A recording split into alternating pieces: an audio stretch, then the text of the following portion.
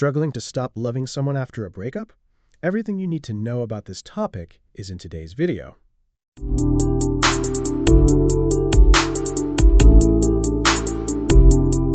Welcome to Cheap Talk, the podcast where we unpack life's messy bits. Ever felt that pang of heartbreak linger way after a relationship ends? Yeah, today we're diving deep into the science and struggle of falling out of love. It's such a universal experience, right? Like, the relationship's over, but the feelings, they stick around like an unwelcome house guest. Why is that so hard? Well, the article we're discussing today points to a few fascinating reasons. First, it's this constant back and forth. One minute you're telling your friends what a jerk your ex is, the next you're checking their social media. It's a vicious cycle. Totally. It's like that old saying, the heart wants what it wants, even if what it wants is emotionally self-destructive. Yeah. You know it's bad for you, but... But it's familiar. It's this weird comfort in the pain, almost like an addiction. The article calls it compulsive repetition, this subconscious need to relive the hurt because it's a known quantity. Oh, that makes sense. It's less scary than the unknown of moving on. So, like, we cling to the wreckage? Exactly. And then there's this thing called confirmation bias. We latch onto anything. A saved text, a worn-out t-shirt to prove they still care, even if it's delusional. Oh, the mental gymnastics we perform. It's like we're building a case for our heartbreak, desperately trying to avoid the truth. It's self-preservation, in a way. The article mentions that accepting they don't love you can feel like admitting your entire investment in the relationship was a mistake. Ouch. If you are finding this relatable so far, hit that like button and subscribe for more deep dives into the human experience. Now back to heartbreak. The article talks about the actual pain of heartbreak. Yeah, the heartbreak isn't just a metaphor. Studies show it activates the same areas of the brain as physical pain. So when you say your heart hurts, it literally does. Crazy, right? Whoa. So I'm not just emotional, it's physical. No wonder it feels so debilitating. And then there's the feeling of love fading, described in the article as falling into an abyss. It's this terrifying free fall of confusion and loss of control. Intense. Intense is an understatement. But why does it take so long to climb out of that abyss? Why can't we just flip a switch and be over it? Because, as the article explains, love rewires your brain. It creates all these connections and pathways linked to pleasure and happiness. Falling out of love means rewiring all of that, which takes time and effort. Right? It's like unlearning a language you spoke fluently. Every memory, every habit becomes a painful reminder. Speaking of painful reminders, the article talks about the different types of loss that accompany heartbreak, like the loss of intimacy, both physical and emotional, missing those late-night talks, those shared inside jokes. That hits hard. And the loss of trust. You start questioning everything, wondering if they ever truly cared. That's brutal. Absolutely. It's like having the rug pulled out from under you. The article mentions how important being honest with yourself is in order to heal, facing the pain rather than ignoring it. This one's a challenge right here. Totally. It's so much easier to bury your head in the sand, but ultimately, honesty with oneself is a must. So picking up on that thread of honesty, the article emphasizes how crucial self-honesty is for healing. Like really confronting the pain, not just shoving it down. Right, because let's be honest, it's way easier to just, pretend everything's fine. But that's not really helping, is it? It's just delaying the inevitable. Exactly. And this article, it actually mentions something about accepting the hurtful things your ex did. It's tough, but it's that first step toward, actually moving on. Oh, yeah? So, acknowledging the bad stuff, even though it hurts like crazy? Yeah, like really processing it. It's not about instant being shutting off your feelings, but about seeing the relationship in a new light, I guess. Almost like reevaluating everything. I see. Interesting. Sort of like taking off the rose-tinted glasses. Totally. And get this, the article even suggests focusing on your ex's negative qualities. Like really leaning into those flaws. It might sound harsh, but But it could help break that idealized image you've built up in your head, right? Like, instead of remembering how charming they were, you focus on, I don't know, how they always left the toilet seat up. Exactly.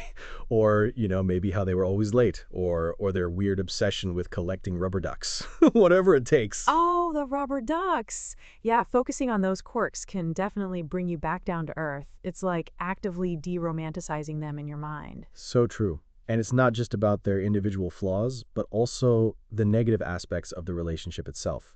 Like maybe it was unbalanced or there was a lack of communication. Focusing on those things can actually make the breakup feel less like a loss and more like a dodged bullet.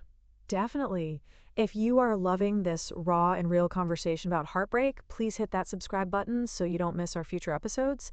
And the article also talks about distraction as a coping mechanism, right? Yeah, like throwing yourself into work or picking up a new hobby or even just binge watching old movies. Anything to keep your mind occupied, you know? Right, because if you're constantly replaying every moment, every conversation, every rubber duck collection in your head, you're never going to move on. So we've talked about the physical and emotional toll of heartbreak, the rewiring of the brain, the loss. But what about that lingering emotional connection? You know, when you've physically distanced yourself, but mentally you're still stuck. Yeah, totally. Like you've blocked their number, you're not stalking their socials, but you're still replaying old memories, clinging to those little scraps of what? Hope?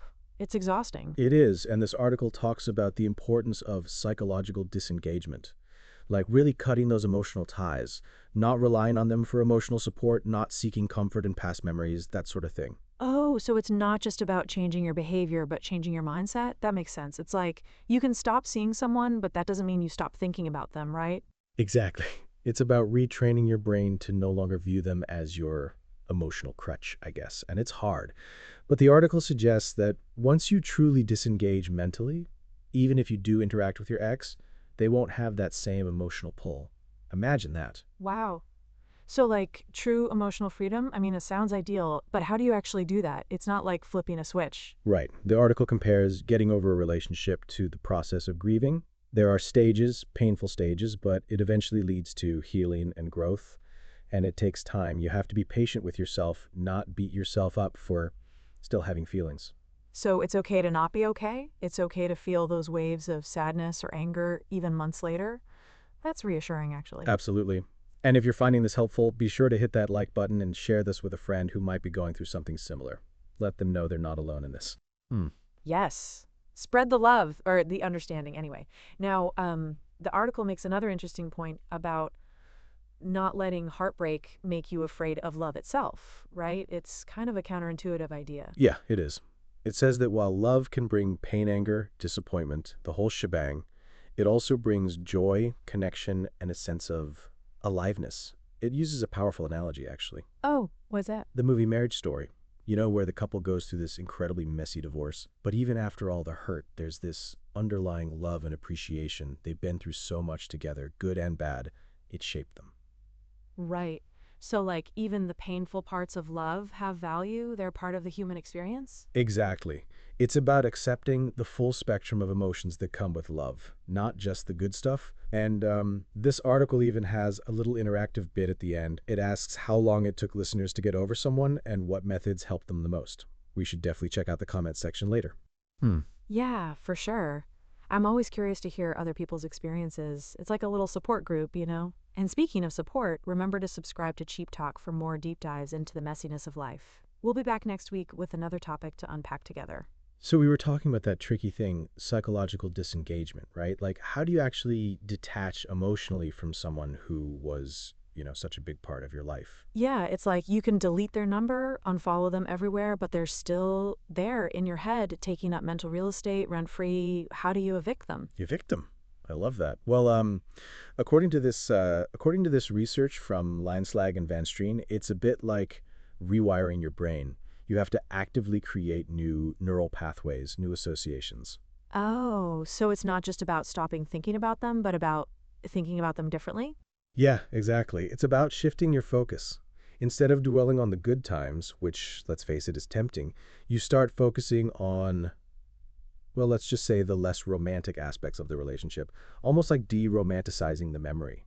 Right? Like instead of remembering that romantic picnic in the park, you remember how they forgot the blanket and you ended up sitting on an anthill? Exactly.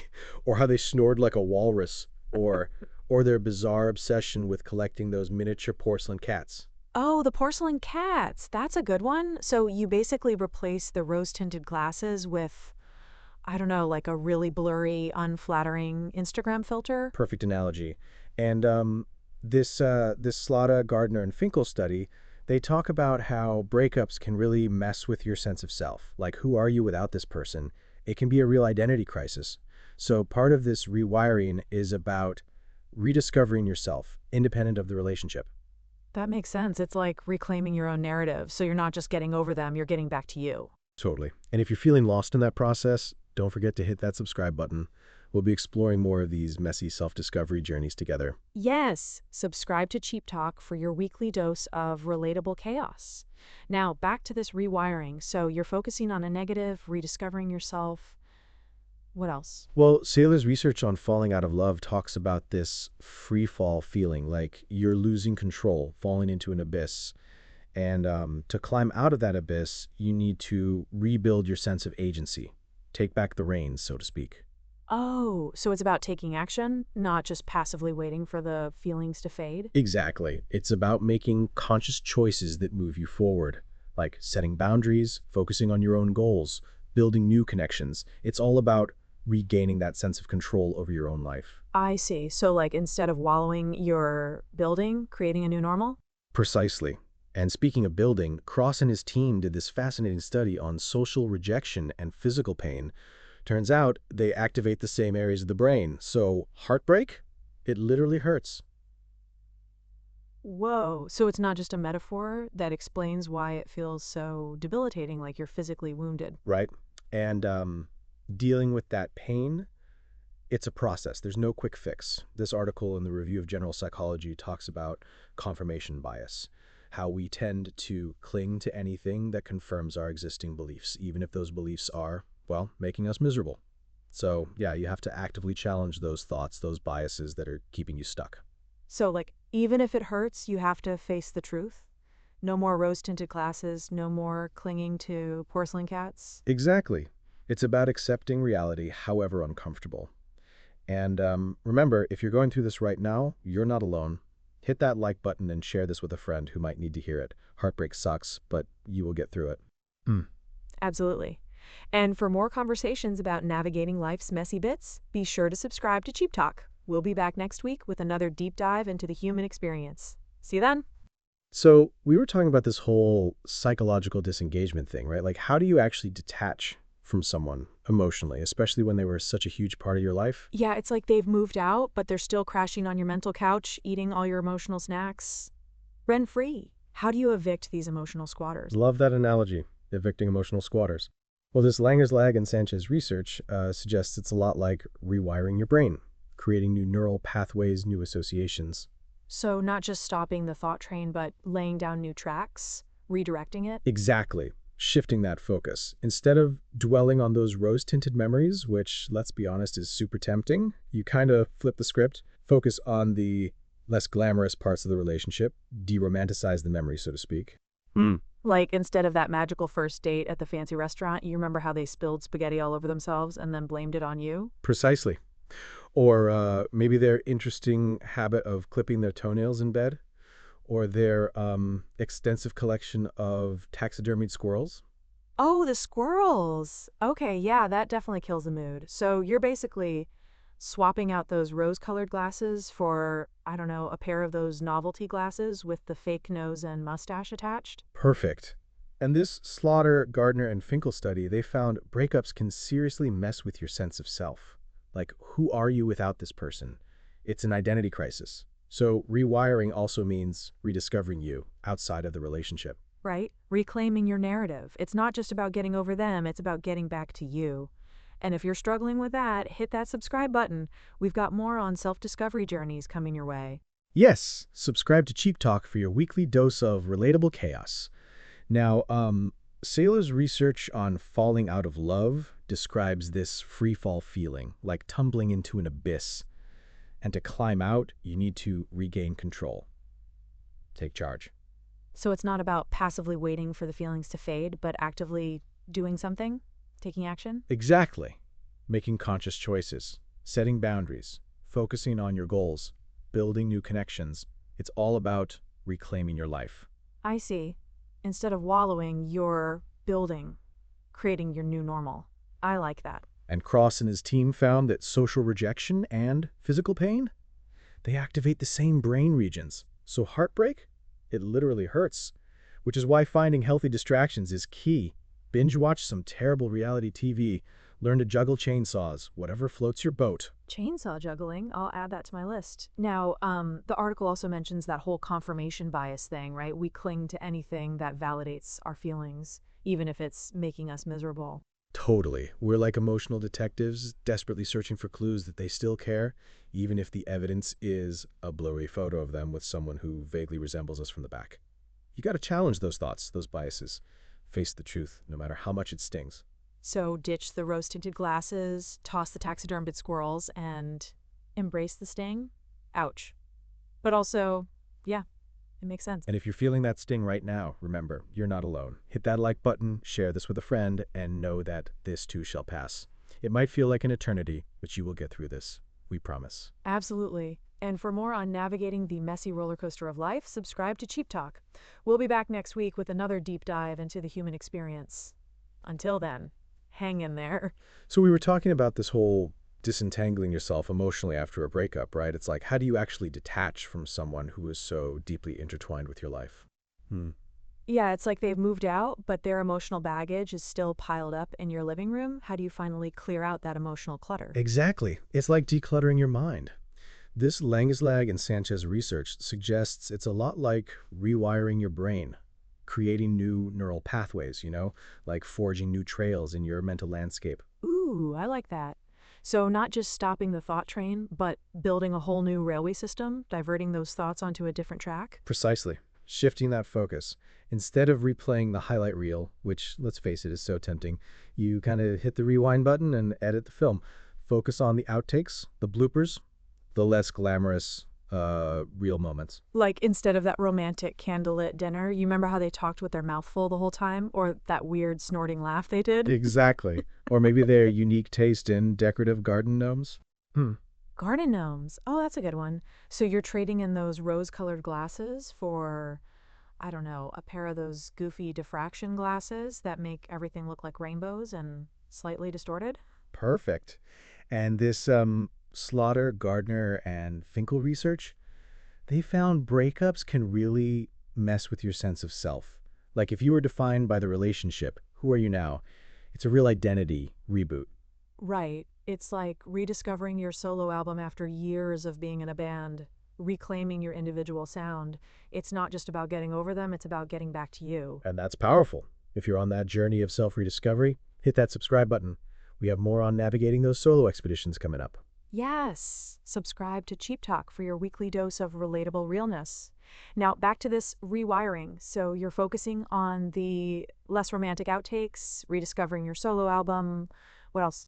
We'll say there's research on falling out of love talks about this free fall, like you're tumbling into an emotional abyss. And to climb out, you need to grab the reins, take control. Oh, I get it. So it's not about passively waiting for the feelings to fade, but about actively doing something, steering the ship, so to speak? Precisely. Making conscious choices, setting boundaries, focusing on your goals, building new connections. It's about charting your own course. Right. Instead of drifting, you're navigating, creating your own emotional map. I like that. And did you know Cross and his team found that social rejection and physical pain, they light up the same areas of the brain. Heartbreak literally hurts, which is why it's okay to find healthy distractions. Binge watch that cheesy rom-com. Take up interpretive dance. Whatever helps you soothe the sting. Interpretive dance. Noted. Now, didn't the article also mention that confirmation bias thing, like how we latch on to anything that validates our feelings, even if it's not exactly healthy? Totally. We become these heartbreak detectives desperately searching for clues, clinging to, I don't know, a stray like on a 5-year-old Instagram post. It's like clinging to those garden gnomes for dear life. You got to challenge those thoughts, those biases, face the facts, even if it's uncomfortable. Ditch the gnomes, ditch the diffraction glasses, and embrace the discomfort. Ouch. But also, yeah, it makes sense. And if you're in that uncomfortable place right now, remember, you're not alone. Hit that like button, share this with a friend, and know that this too shall pass. It might feel like forever, but you will get through this. You will. And for more on navigating the sometimes messy, sometimes gnome-infested landscape of life, subscribe to Cheap Talk. We'll be back next week with another deep dive into the human experience. Until then, take care of yourselves, and maybe hide those garden gnomes, just for a while. Bye, everyone.